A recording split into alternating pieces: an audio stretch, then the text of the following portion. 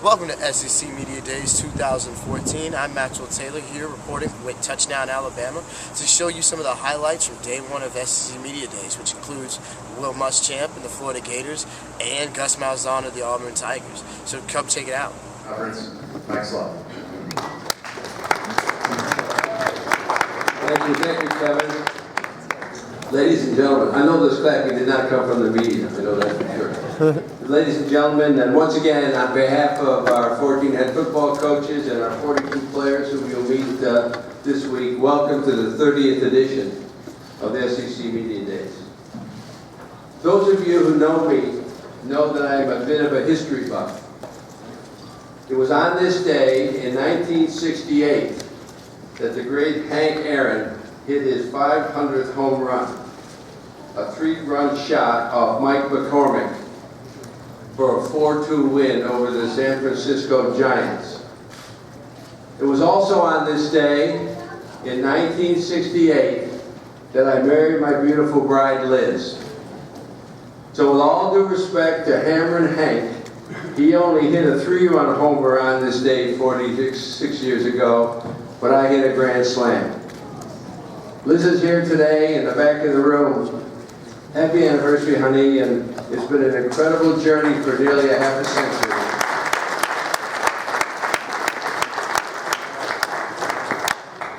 And speaking of journeys, this past year, our student athletes traveled down a road paved with achievements and accolades, which brings me to my annual SEC brag bag.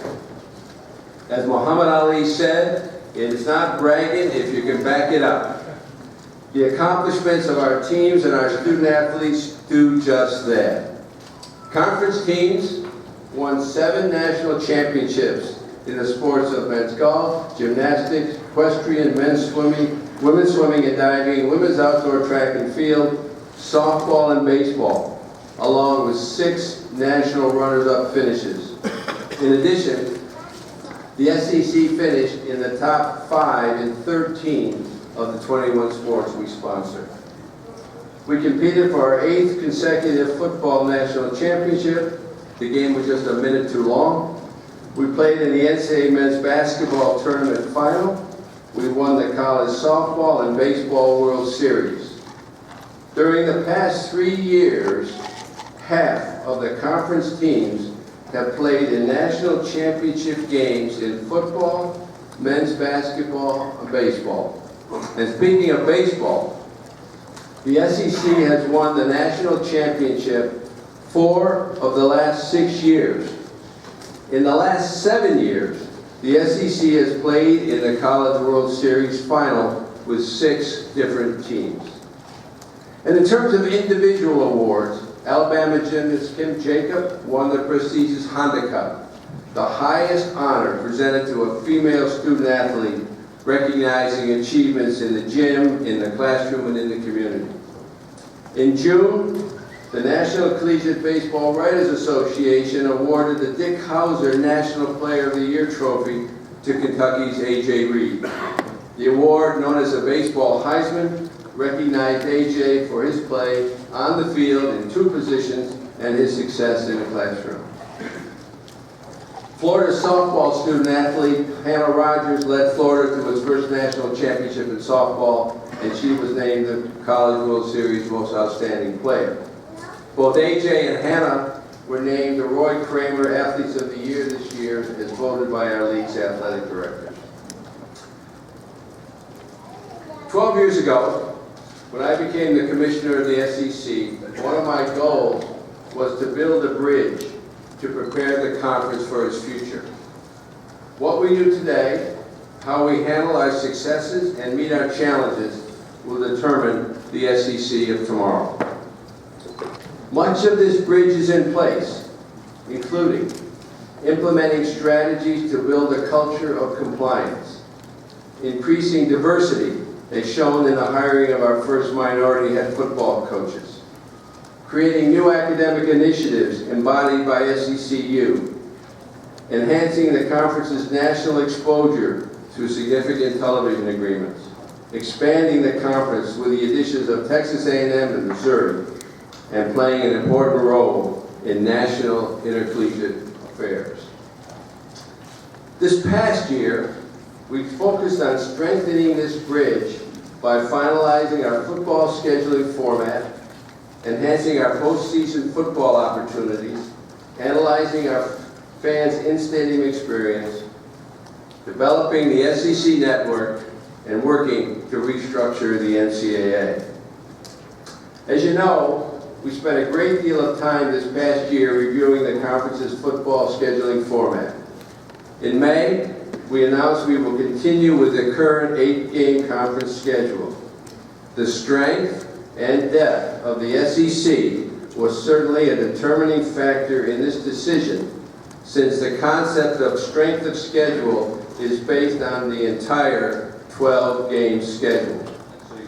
The upcoming season, we lost some key players, some guys that will be hard to replace. D. Ford, Chris Davis, Trey Mason, Greg Robinson, just to name a few. But we do have a lot of experience back on both sides of the football, specifically big game experience, which I think is very valuable. Another positive is we have our entire staff back for the second year, which I think is huge. Same offense, same defense, same terminology for our players. They're used to it, and I think that's very big. Our coaches are great coaches, but they're even better people, and they're great examples for our players, which is the most important thing for me. We had a very productive spring practice. Our offense, we focused on being more balanced. I really feel like we accomplished that. Defensively, we focused on really just the techniques and fundamentals for our base defense to get more consistent, and I really feel like we accomplished that also. Overall, I really like where this team is, going into the fall season. Quick update on our quarterback Nick Marshall's status. It is a privilege and a reward to represent Auburn here at the SEC Media Day. Last Friday, Nick lost that privilege. We have high expectations for our players, but specifically our quarterback, in the face of our program. Up until last Friday, Nick has been a model student, teammate, and citizen. If Nick made a mistake, and he'll have to deal with the consequences. I'm not ready to say what those consequences are at this time, but he will deal with it. I know he's regretful, and he feels very bad about it. Also, I'd like to update the status of Carl Lawson, our defensive end. Just like to confirm that Carl had successful ACL surgery the first part of May. He injured his knee the last week of spring practice. Dr. Andrews looked at it, wanted to wait a couple of weeks till the swelling went down just to be sure, and he confirmed that he needed surgery. It was successful. Carl is working extremely hard, and he's determined to come back, towards the end of this year.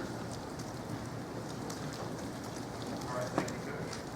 Thank you, Coach. Go ahead and take some questions. If you have a question, please raise your hand. We have 3 microphones. Griff, Jake, and Madison will come to you and we'll get the microphone to you. Questions, please raise your hand. Over here on the left. Hey guys. Sorry about that. Hey guys, how you doing? Hey Bob, doing good. I know you said you're not ready to say what the consequences are going to be, but is a suspension for the Arkansas game, is that a possible? Yeah, I'm not at that point yet. When do you think you'd be at that point? We'll see. Other questions in the back? Coach Malzahn, you had Greg Robinson this past season, great offensive line, did a great job blocking for Trey Mason, carrying all his pain. Who's going to be that next guy to really step up and fulfill that role? Because he did a great job up front. Yeah, Patrick Miller and Sean Coleman are 2 guys that Coach Ryan really worked hard at that left tackle position. We feel like we have some depth up front. Greg is one of those guys that is extremely hard to replace. I mean, he was the number 2 overall pick. In the draft, he provided great movement at the point of attack, no matter who we were playing, and he really helped. That movement helped get our play started a lot of times. So that's big shoes to fill. But the good thing is we've got some guys that have experience, and we have a little depth up front, which should help. We'll go back over here to Bob on the left. Hey guys, when you're at those spring meetings or other stuff coaches are at, how much do you interact with Brett Bielema? How would you describe your guys' relationship given some of the back and forth stuff that's going on? Yeah, I think he's a real professional. I've got of respect for Brett as a coach, and when we're in meetings, we communicate. And like I said, I got a lot of respect for him, and I know that he's going to get that program where he wants it to be. Okay, Coach, we'll go over here to the right, in the middle.